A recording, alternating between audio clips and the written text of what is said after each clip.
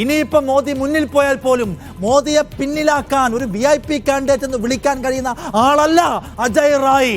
അവിടെ എന്തുകൊണ്ട് പോയി മത്സരിച്ചില്ല പ്രിയങ്ക ഗാന്ധി എന്ന് വിമർശകർ ചോദിച്ചു. പ്രിയങ്ക വേണ്ടി വന്നില്ല മോദിയെ വാരണസിയിൽ പിന്നിലാക്കാൻ.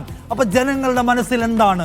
ഈ സർക്കാർ കൊണ്ടുവന്നു എന്ന് പറയുന്ന പദ്ധതികൾ, ഈ സർക്കാർ നടപ്പിലാക്കാൻ ശ്രമിച്ച വിഭജനാശയങ്ങൾക്ക് മേലെ കൂടി ജനാധിപത്യത്തിന്റെ, സഹവർത്തിത്വത്തിന്റെ, സൗഹാർദ്ദത്തിന്റെ, ഭരണഘടനാ മൂല്യങ്ങളുടെ ഒരു ഒപ്പ് പതിക്കുകയാണോ ഇന്ത്യ മുന്നണി? വീണ്ടും മുന്നിൽ 245 സീറ്റിൽ 2 സീറ്റിന്റെ വ്യത്യാസത്തിൽ ഇന്ത്യ മുന്നണി NDA മറികടന്നിരിക്കുന്നു. കഴിഞ്ഞ 10 വർഷത്തിനിടയിൽ 2 തെരഞ്ഞെടുപ്പുകൾ കഴിഞ്ഞു, 2014-ലും 2019-ലും. ഇതാ ഇന്ത്യ മുന്നണി ചരിത്രം കുറിക്കുകയാണോ?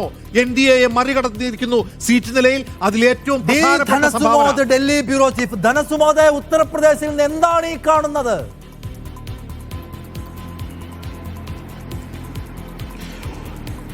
നിഷാദ്, ഉത്തർപ്രദേശിൽ അട്ടിമറി വിജയത്തിലേക്കാണ് ഇപ്പോൾ കോൺഗ്രസ് പോയിക്കൊണ്ടിരിക്കുന്നത്. കോൺഗ്രസ് ഉൾപ്പെടെയുള്ള ഇന്ത്യ സഖ്യം പോയിക്കൊണ്ടിരിക്കുന്നത്.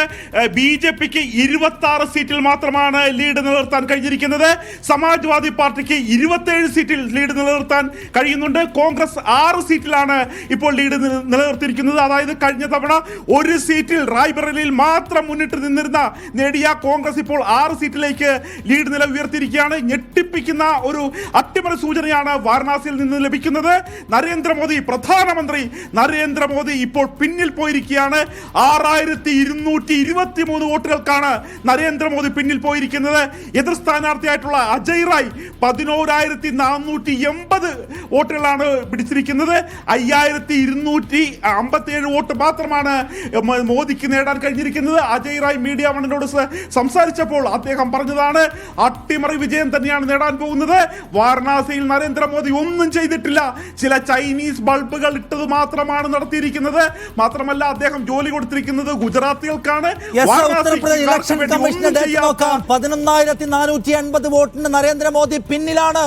അല്ല, 6223 വോട്ട് അധികം നേടി അജയ് റായ് മുന്നിൽ നിൽക്കുന്നു. UP പിടിച്ചാൽ ഇന്ത്യ പിടിച്ചു എന്ന ചൊല്ലിന് അന്വർത്ഥമാക്കുന്ന കാഴ്ചയാണ് നാം ടാലിയിൽ കാണുന്നത്. ഉത്തർപ്രദേശിന്റെ ടാലി നോക്കൂ നിഷാദ്. ഉത്തർപ്രദേശിൽ എന്താണ് നടക്കുന്നത്? രാഹുൽ ഗാന്ധി റായ്ബറേലിയിൽ മുന്നിലാണ്.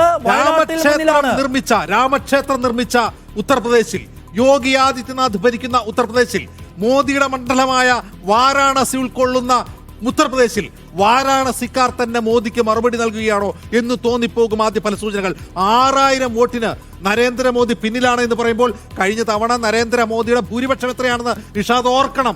4 ലക്ഷത്തിലധികം വോട്ടിന്റെ ഭൂരിപക്ഷമായി ജയിച്ച വാരാണസിയിൽ 6000 വോട്ടിന് ഇപ്പോൾ അദ്ദേഹം പിന്നിലാണ് എന്ന് പറയുമ്പോൾ 244 സീറ്റിൽ NDA, 244 സീറ്റിൽ ഇന്ത്യ സഖ്യം. എന്തുകൊണ്ടാണ് നരേന്ദ്രമോദി ആർക്കും തോൽപ്പിക്കാൻ കഴിയില്ല എന്ന് BJPക്കാർ അവകാശപ്പെട്ട നരേന്ദ്രമോദി, ഞാൻ എന്ന് എപ്പോഴും മോദി വിളിച്ചു പറഞ്ഞ നരേന്ദ്രമോദി, മോദിക്ക് ഗ്യാരണ്ടി എന്ന് മോദി അത്യാവേശം കൊണ്ട മോദി, എന്തുകൊണ്ടാണ് ഉത്തർപ്രദേശ് പോലെ ഹിന്ദി ഹൃദയ ഭൂമികയിലെ ഹിന്ദുത്വത്തിന്റെ പരീക്ഷണ ലബോറട്ടറിയിലെ ഒരു ക്ഷേത്ര നഗരിയിൽ ഇത്രയധികം പിന്നിൽ പോകുന്നത് എന്ന ചോദ്യത്തിന് BJPക്ക് ഉത്തരം പറയാനുണ്ടോ? ഈ 6600 വോട്ടും മറികടന്ന് ഒരുപക്ഷെ വീണ്ടും മോദി മടങ്ങി വന്നേക്കാം. പക്ഷേ മോദിയെ പിന്നിലാക്കുന്ന ട്രെൻഡിന്റെ ഒരു സൂചന ഒരു നിമിഷത്തിൽ തരാൻ കഴിയുന്നു. അവിടെ നിന്ന് എന്നത് മോദിയെ സംബന്ധിച്ചൊരു പരാജയമല്ലാതെ മറ്റെന്താണ്? തെലങ്കാനയിൽ കോൺഗ്രസ് തിരികെ വന്നിരിക്കുന്നു നിഷാദ്. 10 സീറ്റുകളെ അവർ ലീഡ് ചെയ്യുകയാണ്. തെലങ്കാനയിൽ BJPയുടെ തേരോട്ടം പ്രവചിച്ചവരാണ്. പക്ഷേ തെലങ്കാന പോയിട്ടില്ല, മഹാരാഷ്ട്ര പോയിട്ടില്ല, ഉത്തർപ്രദേശ് പോയിട്ടില്ല. പക്ഷെ മധ്യപ്രദേശിൽ വലിയ പരാജയം അവർ ഏറ്റുവാങ്ങുന്നുണ്ട്. മഹാരാഷ്ട്രയിൽ 17 സീറ്റിൽ ലീഡ് ചെയ്യുന്നത് ഇന്ത്യ സഖ്യമാണ്. ഇന്ത്യ സഖ്യം രാജസ്ഥാനിൽ 9 സീറ്റിൽ ലീഡ് ചെയ്യുന്നുണ്ട്. ചില്ലറ നേട്ടമല്ല, രണ്ടിടത്തും മുന്നിൽ നിൽക്കുന്നത് അത്ഭുതപ്പെടുത്തുന്ന ഉത്തർപ്രദേശാണ് നിഷാദ്. അവരുടെ ഒരു ഏറ്റവും ബെസ്റ്റ് സെനാരിയോയിൽ 30 സീറ്റിലധികം പ്രതീക്ഷിക്കാത്ത ഇന്ത്യ മുന്നണി ഇതാ 37 സീറ്റിലാണ് ലീഡ് ചെയ്യുന്നത്. 62 സീറ്റിൽ കഴിഞ്ഞ തവണ മുന്നിൽ നിന്നിരുന്ന 80-ൽ 62 കൈയടക്കി വെച്ച BJPയോട് ഇതാ അവർ കണക്ക് ചോദിക്കുകയാണ്. ആരൊക്കെ കൂടി? കോൺഗ്രസ് ഉണ്ട്, അവിടെ സമാജ്വാദി പാർട്ടി ഉണ്ട്, അഖിലേഷ് യാദവ് ഉണ്ട്. അവരിതാ മറുപടി ചോദിക്കുകയാണ്.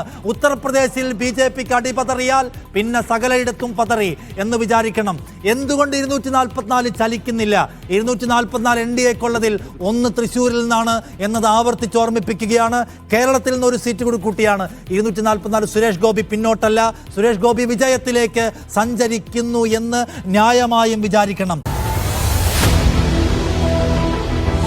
എണ്ണിപ്പറയും ഓരോ വോട്ടും. June 4 media വണ്ണിനൊപ്പം.